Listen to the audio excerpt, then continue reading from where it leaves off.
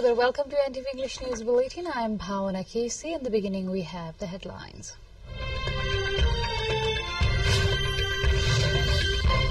Monsoonal disasters kill at least 81 across the country. Eastern Nepal, the most heat rescue and relief operation on the way. Israel steps up its offensive against Hamas and airstrikes southern Gaza, killing more than 2 dozen, forces residents to flee under fire. As President Biden defends NATO as a whole, summit leaders also announces more military aid for Ukraine. The semi-final tonight.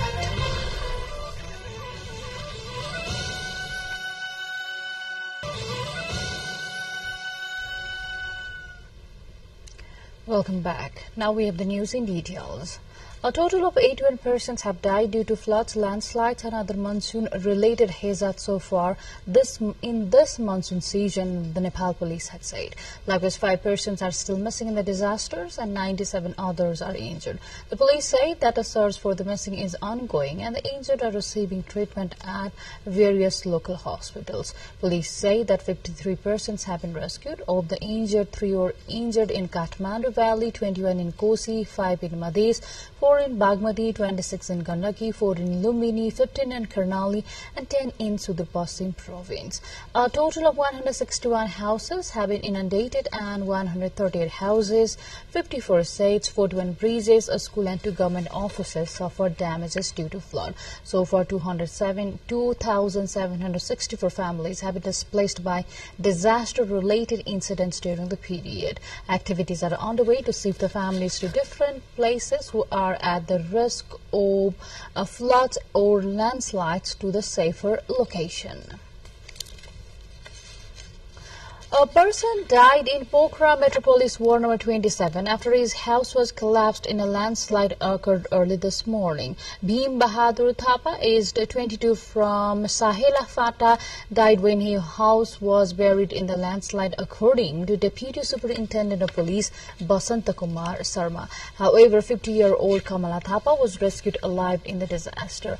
After knowing about the landslide bearing a house, a police team mobilized from area police office Sisua and locals were involved together in the rescue efforts. Meanwhile, a tragic incident occurred this morning in Bas Municipality, Ward number 1 of Tanohu, where 55-year-old Tal Bahadur Thapa was swept away by the Solan Seti River while pulling out the wood. The district police office in Tanohu reported that Thapa was gathering firewood from the river when the current overtook him. The Novi-Maliku Road section along the Prithvi Highway will be closed during the night time for 15 days starting today. The road closure will be in effect from 10 p.m. to 3 a.m. every night until July 24 to facilitate construction works, according to Senior Division Engineer Ishur Bahadur Rizal. During these hours, only ambulances and other emergency vehicles will be allowed to use the road. The district police office has advised the general public to use alternative routes during the closure period. With this update, time to go for a short break, but still to come we have.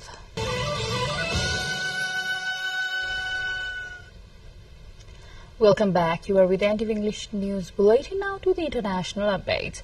Palestinian officials say an Israeli airstrike in southern Gaza Strip killed more than 2 dozen people, while advancing tanks in Gaza City forced residents to flee under fire as Israel on Tuesday stepped up an offensive that Hamas warned could jeopardize ceasefire talks. The airstrike hit the tents of displaced families outside a school in the town of Bashan, east of Khan Yunis in southern Gaza, killing at least 29, most of them were women and children.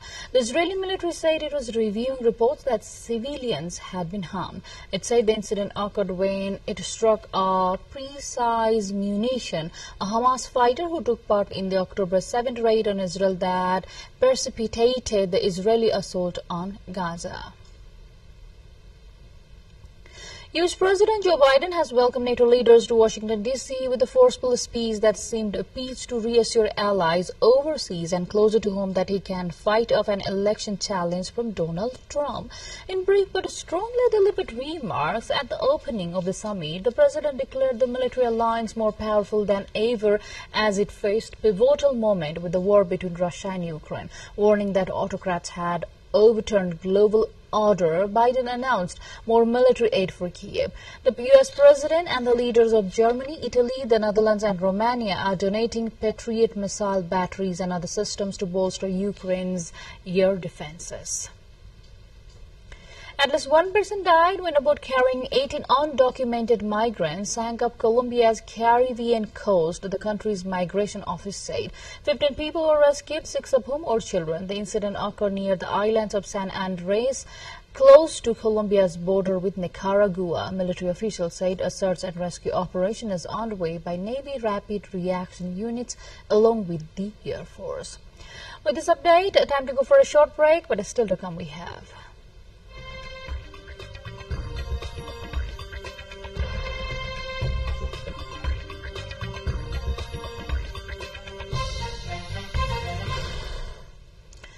To more international updates, the Bank of Japan will likely trim this year's economic growth forecast in July, but project inflation will stay around its 2% target in coming years, sources said, keeping alive the chances of an interest rate hike this month.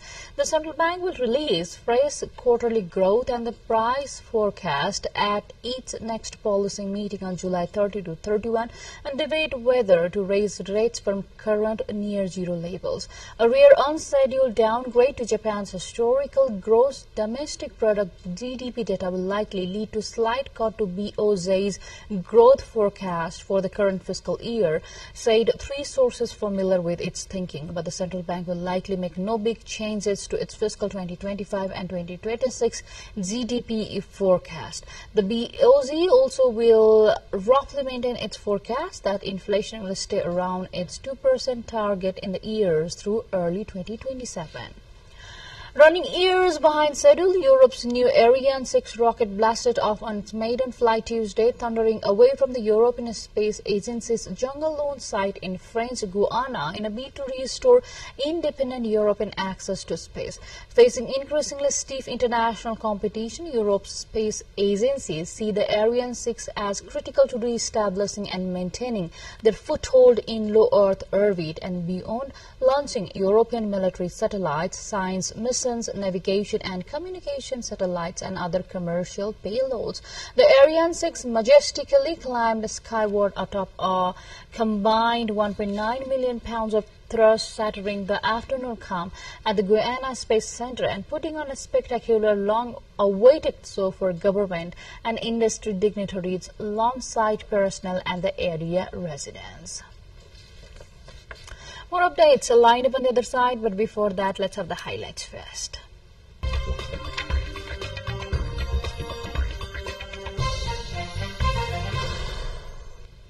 Now to sports.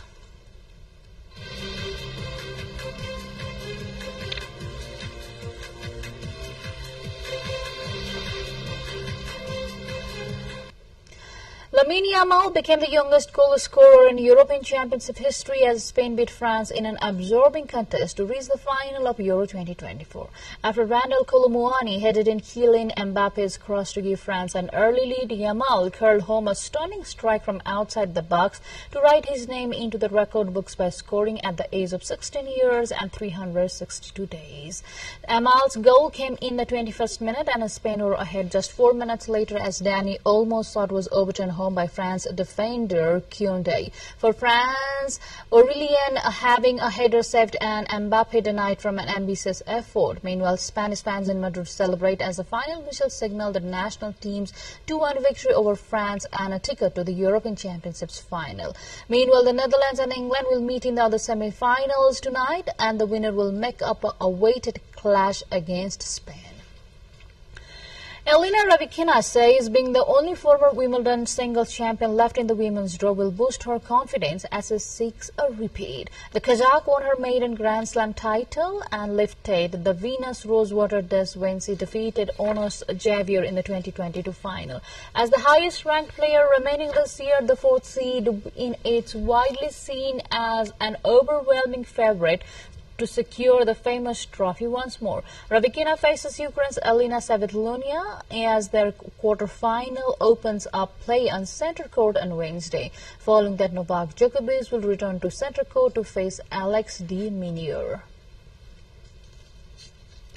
With this update, we come to the end of this English News Bulletin. But before we say goodbye, let's have a quick reminder of the major stories.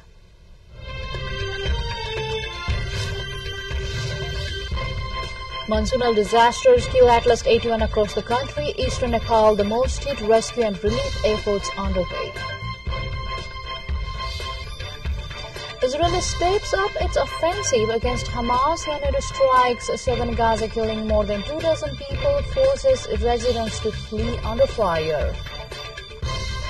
U.S. President Biden defends NATO as he hosts the summit. Leaders also announces more military aid for Ukraine. Tonight. That's all we have in this edition of English News Bulletin. I'll see you again with next round of English Bulletin at 6 in the evening. Till then, have a great time ahead and stay tuned with us to catch the latest news updates and other programs. Namaste.